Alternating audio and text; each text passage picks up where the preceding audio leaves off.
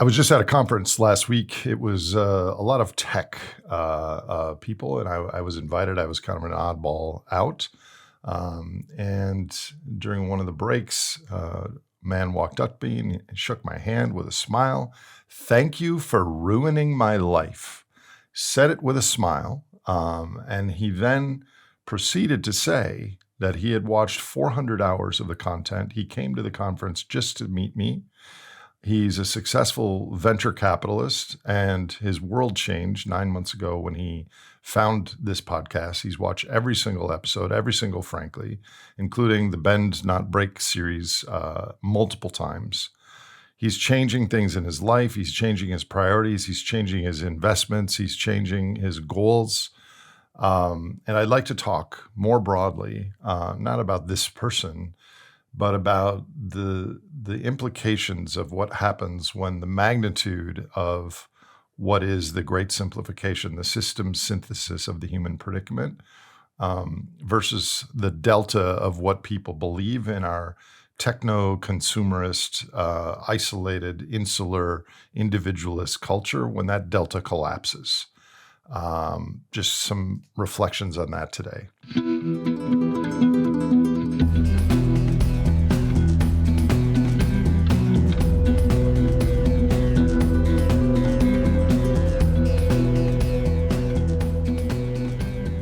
So actually, the first thing he said to me is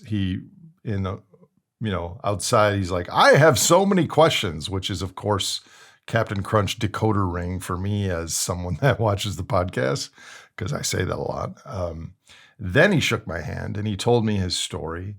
We've become friends and had a few calls. And, it's a true bat signal when someone says, they've watched 400 hours of your content. That's no BS.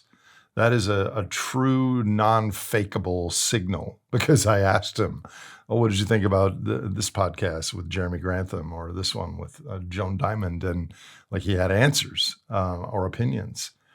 So, of course, I was a little puffed up, and, I'm here in an office, often by myself. My staff works remotely, and I have ideas. I have a lot to say, and I care deeply about these issues. But it's until I leave and go somewhere, and then people find me and talk to me about what they've learned and what they've inferred and how things have changed in their life from the things they've learned, that it really hits home. So I sent him an email, and I said, that was quite a profound thing, the things you said to me about me ruining your life, in quotes.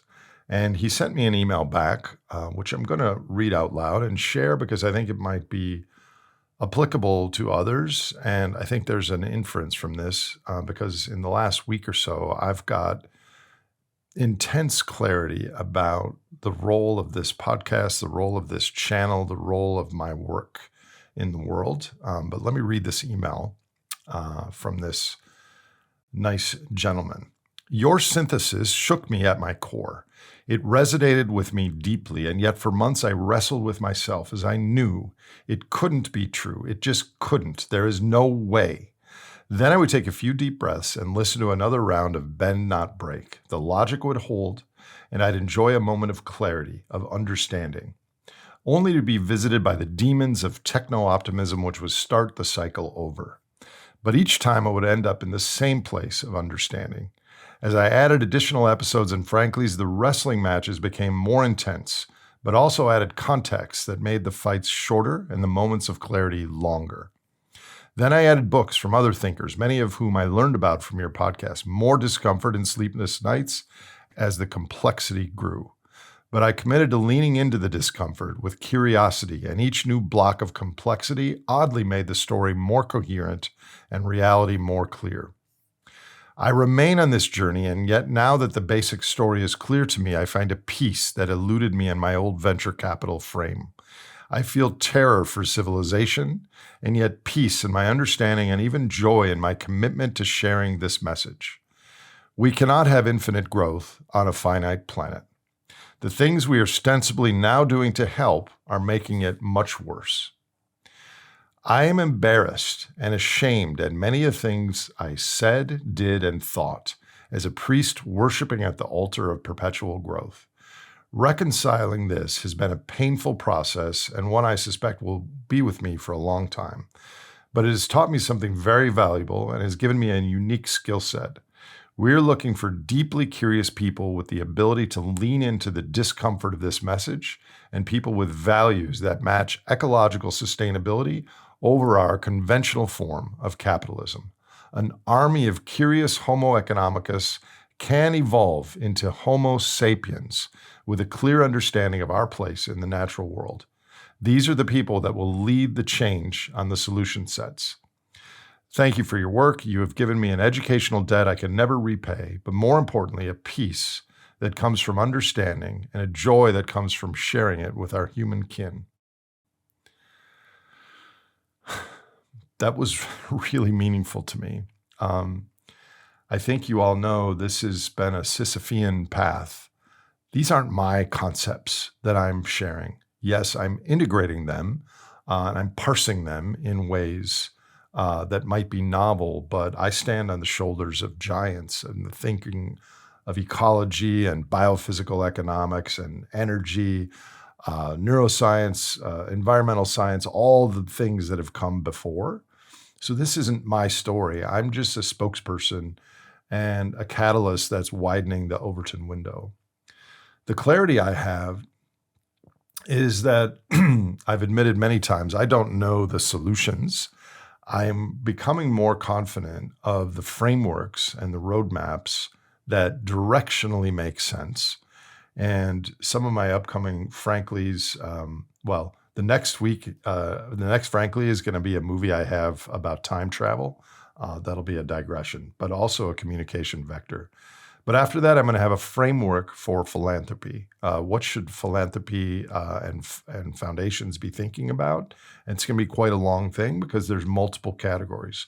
But we need a framework for technology. We need a framework for community, a framework for governance, a framework for individual healing and behavior as we crest and descend on the backside of the carbon pulse. So the clarity for me is I want to continue to learn. I want to share that journey of learning with others, you, the viewers of this show. And I want to inspire people like this gentleman who came up to me and shared that he'd watched 400 hours of this channel. There are people around that in the world that had conventional jobs and normal families, and they've just been watching the wrong movie. And once the aperture changes, there are many bright prosocial people of all different races, colors, creeds, nationalities, ages, skill sets. And I think what we want to do is find 1,000 people like my new friend, or 100,000, or millions, that each of them could then, with a little shift, or in this case, a big shift in their worldview, apply their creativity, not just their money, but their skills, their ideas, their resources, their passions, their networks, their particular regional or micro area, what's special there, or their connections internationally. I don't know, but I think the benefit of this channel, of this work, is the second order effects of the conversations and initiatives that start because of some new insights and new framings that I do hear imperfectly. These Franklies are just, I have no notes at all other than the email I just read. I'm just talking to you as a human being. These could be way better produced. I could have a cooler hat than this crocheted one by my friend. I could do a lot of things at a much more professional level. So I'm just doing the best I can every week. The podcast is only about a third of my work with presentations and productions and advice and meetings and such. So I kind of think B+ in service of life is my new kind of email signature. There's never time to make everything perfect. So I want to put things out there in a way that passes the baton to more people, but not everyone. This is a bat signal that is not for everyone because it's intense. It's scary. There are no easy answers. But the type of person that contacted me, this email I just read, that has is self-possessed enough, has maturity, and has grown up enough to know what's right and wrong, and to see BS or reality, and has this ethos to do what's right for life on the planet and the people in his community. I think there's a lot of you out there that can do this in ways that I will never know, I don't need to know, and I can't imagine the ripple effects from the insights in the community that we're trying to build. I'm just a guy. I'm not a leader of any movement or anything. I am super curious and I have a quick brain.